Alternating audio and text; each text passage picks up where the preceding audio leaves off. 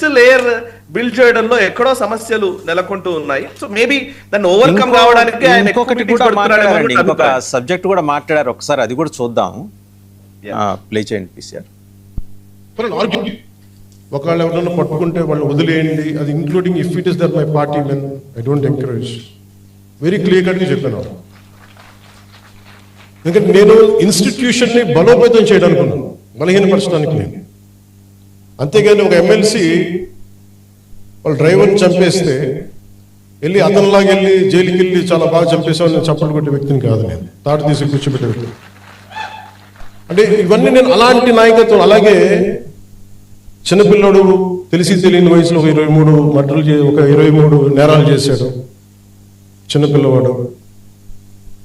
కూర్చోబెట్టి ఏదో పాపం చిన్న ఆ పసి వయసులో బీరు బాటిల్ తీసి మెడకోసేసాడు.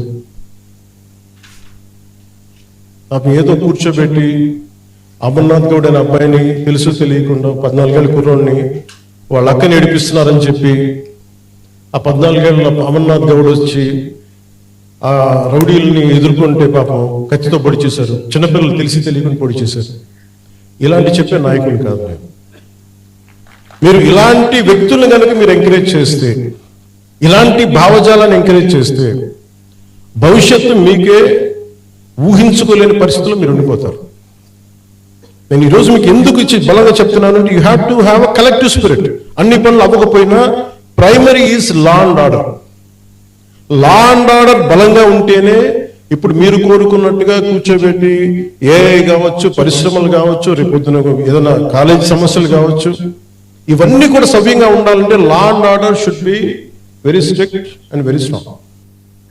ఒకవేళ ఎవరైనా పట్టుకుంటే వాళ్ళు వదిలేయండి, అది ఇంక్లూడింగ్ రైట్. సో చూసారు కదండి, అంటే ఆయన ఒక సీరియస్ అబ్జర్వేషన్ని చాలా సటిల్గా చెప్తున్నారు. ఏదో తెలిసి తెలియని వయసులో చేశారు, చూసి చూడనట్టు వదిలేద్దాం, అట్లా ఉండదు, నాతోనే అట్లా ఉండదు, సొంతవాడైనా సరే తాడ తీస్తాననే విషయంలో ఆయన చాలా క్లారిటీతో ఉన్నాడు. అయితే ఇదే క్లారిటీ ప్రభుత్వానికి ఉందా అక్కడ? అదే ఇప్పుడు ఇక్కడ క్వశ్చన్ అదే మళ్ళీ.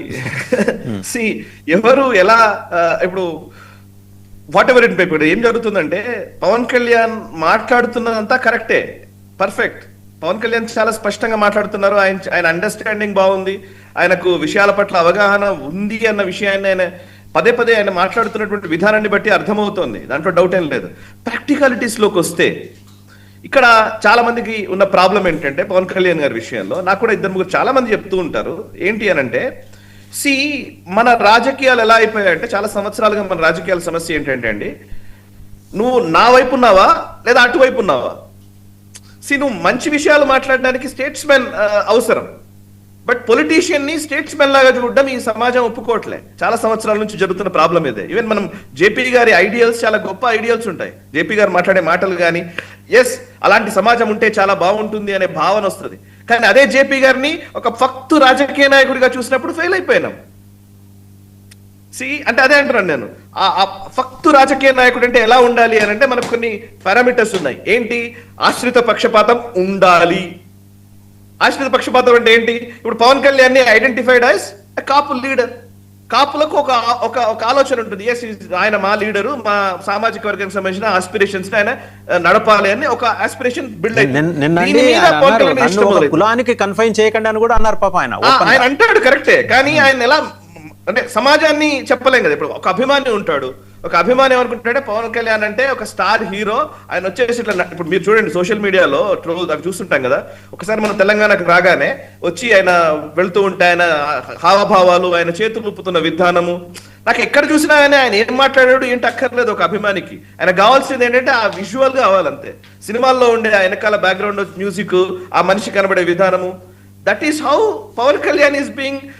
నాకు తెలిసిన పవన్ కళ్యాణ్ అదే. ఆ ఒక అభిమాని దృష్టిలో, ఒక కాపు సంఘానికి సంబంధించిన నాయకుడి దృష్టిలో ఈయన కాపు నాయకుడు. ఒక జనసేన పార్టీ పొలిటికల్ లీడర్ అయితే పొలిటికల్ లీడర్. అంతేగాని ఇప్పుడు ఏమైతుందంటే ఇప్పుడు కాపు నాయకుడు అనుకోండి ఒక అతను, అతనికి ఏమనిపిస్తుంది, అసలు చంద్రబాబు నాయుడుతో ఎలా కలిసి ఉన్నాడు ఈయన, అసలు పవన్ కళ్యాణ్ మొత్తం చంద్రబాబుతో ఉండడం కరెక్ట్ కాదు కదా, ఒక భావన వస్తుంది. సో రకరకాల అంశాల మధ్య పవన్ కళ్యాణ్ ఏమైపోయాడంటే ఆయన పోనీ లెఫ్ట్ రైట్ ఐడియాలజీ. ఇంతకు ముందేమో ఆయన గద్దర్ అన్నాడు, ఆయన ఇప్పుడే మొన్ననే పోడ్కాస్ట్ లోనే చెప్తున్నాడు నక్సలైట్లకు పోవాలనుకున్న వాడిని అన్నాడు, సనాతన ధర్మం అంటున్నాడు. ఈ కాంట్రాస్ట్ దగ్గరకు వచ్చేసరికి అర్థం చేసుకునే విధానంలో చాలా ఇంకొక సమస్యలు బయట ఉందండి, అది కూడా చూద్దాం ఒకసారి. అది కూడా ఆయన మాట్లాడారు, ఒకసారి చూద్దాం. కానీ మీరు ముఖ్యంగా యూత్కి చెప్తా ఉన్నారు, పెద్దలకు, మీరు కులాల పరిధిలో నుంచి, మీరు కుల కోణాల నుంచి మటుకు క్రిమినల్స్ చూడకండి. ఒక ముగ్గురు ఏడిపించారు ఇక్కడ అరవింద్ గారు.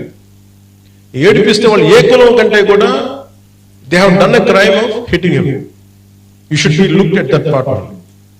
పలానాలకు చేశారు ఇట్లా పెట్టినా కానీ ఇది దాని తాలూకు శాంక్టిటీ, దాని తాలూకు ప్యూరిటీ పోదు. కాన్స్టిట్యూషన్ కానీ లా కానీ అలా చూడదు వాటిని. అందుకని ఇలాంటి అంటే మిమ్మల్ని అందరినీ ఎదురుగా పెట్టుకొని మన నేతలందరికీ కూడా చెప్తున్నాను, మీ భావం తెలియజేస్తున్నాను. ఎవరైనా సరే కాస్ట్ క్రిమినల్కి కులం ఉండదు సార్. తప్పు చేసేవాడికి, మానభంగం చేసేవాడికి అటు కులం ఎందుకు ఉంటుంది? వాడికి వాడి దగ్గర క్రిమినల్ యాక్టే ఉంది. అలాంటి నీచుల్ని మనం వెనకేసుకొస్తే that is showing that particular person's nature. Criminal gangs తోటి ప్రభుత్వాలను నడుపుదాం, భయభ్రాంతుల్ని చేసి అధికారులను గుప్పిట్లో పెట్టుకుందాం, లేదంటే మా దగ్గర క్రిమినల్ గ్యాంగ్స్ ఉన్నాయి, భవిష్యత్తులో మిమ్మల్ని ఆడుకుంటాం, భయభ్రాంతులు చేస్తే ఇలాంటి ఎందుకు వీళ్ళు తలపైకెక్కి ఆడతారంటే బలం వాళ్ళది కాదు, మనందరి కలెక్టివ్, మన బలహీనత. కానీ మీరు సో అదండి, ఆయనకు చాలా క్లారిటీతో ఉన్నాడు. కులాన్ని, క్రిమినల్ యాక్ట్స్ని కలిపి చూడమాకండి. క్రిమినల్కి ఆ టెండెన్సీ ఒకటే ఉంటుంది, క్రిమినల్ యాక్టివిటీ అనే టెండెన్సీ ఒకటే ఉంటుంది. ఈ యాక్ట్స్ బియాండ్ ద క్యాస్ట్ అంటే ఆ విషయంలో వాడికి ఏంటంటే కులస్పృహ ఉండదు, నేరం చేయాలి, చేస్తాం.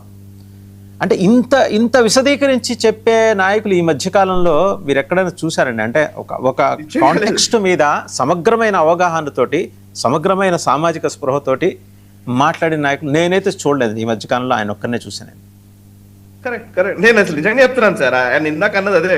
ఆయన పొలిటికల్ సినిమా స్టార్ అవ్వడం వల్ల ఆయనకి ఏమీ తెలియదు అని ఒక భావనని చాలా సంవత్సరాల నుంచి క్రియేట్ చేశారు. పవన్ కళ్యాణ్ ఎవరో ఏంటో తెలియట్లా జనాలకి, తెలియట్లే. ఇప్పుడు గొడవ ఏంటంటే పవన్ కళ్యాణ్ గారు మాట్లాడిన ప్రతి ఐడియల్ ఆయన ఈ మధ్య కాలంలో ఒక చాలా రోజుల నుంచి ఆయన స్పీచెస్ అన్ని వింటున్నాను రెగ్యులర్ గా. మొన్న ఈ మధ్య ఆయన ప్రెస్ మీట్లు పెట్టినప్పుడు విన్నాము. ప్రతి మాట చాలా జాగ్రత్తగా ఆయనకున్న అవగాహన, చాలా స్పష్టమైన అవగాహన ఉంది ఆయనకి, ఐడియాలజీస్ పరంగా కూడా. ఏదో చిన్నగా మాట్లాడట్లే. బట్ ప్రాబ్లం ఏంటంటే దాన్ని కమ్యూనికేట్ చేసే వ్యవస్థల్ని ఆయన బిల్డ్ చేయడంలో ఇక్కడ సమస్య ఉంది. కానీ అదర్వైజ్ నిజంగా చెప్తున్నాను నేను, పవన్ కళ్యాణ్ మాట్లాడే ప్రతి మాటని ఒక పాలసీ లాగా, ఒక ఫిలాసఫీ లాగా దాన్ని ఒక స్పష్టంగా అర్థం చేసుకునేటువంటి ఒక ఆయన సెకండ్ లేయర్ ని బిల్డ్ చేస్తే hill be definitely A star of politics అండి.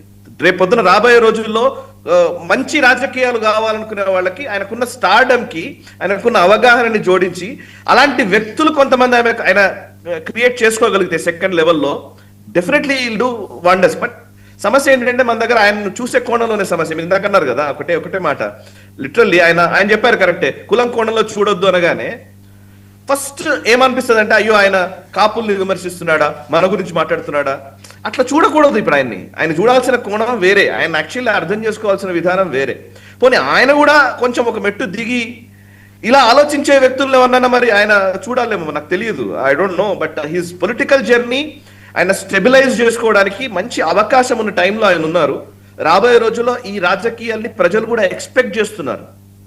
అయిపోయింది జెన్జీ, ఇంకోటి మొన్న ఆయన కాక్రోచ్ పార్టీ గురించి మాట్లాడారు సార్, ఎంత అద్భుతంగా అనిపించింది అంటే యాక్చువల్లీ ఆయన కొడుకుతో నేను మాట్లాడాను, తన కొడుకుతో ఆయన అడిగాడంట, వాళ్ళ అబ్బాయితోటి కాక్రోచ్ పార్టీ అంటున్నారు కదా మరి నువ్వేమంటావు అని అడిగారట. చాలా నిజాయితీగా చెప్పాడు.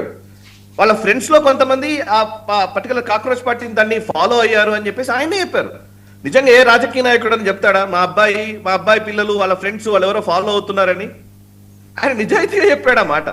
సో దాన్ని ఎలా అర్థం చేసుకోవాలో కూడా చెప్పారు. మళ్ళీ జెన్జీని ఎలా అర్థం చేసుకోవాలి, జెన్జీ అంటే ఏదో పేరు ఫ్యాషన్ వర్డ్ గా ఉంది, కానీ నిజానికి జెన్జీ ఈ యువత పోరాటాల వల్ల భగత్ సింగ్ కాలం నుంచి ఇప్పటి వరకు జరిగిన అనేక పోరాటాల గురించి ఆయన విశదీకరిస్తూ వచ్చారు. జేపీ మూవ్మెంట్ గురించి మాట్లాడారు, అంతకుముందు జరిగిన పోరాటాలు, నక్సలిజము, రకరకాల అంశాల్లోకి యంగ్స్టర్స్ వెళ్ళిన సందర్భాలు ఉన్నాయి. సో ఎలా ఛానలైజ్ చేస్తాము అనేది ఆయనకున్న క్లారిటీ.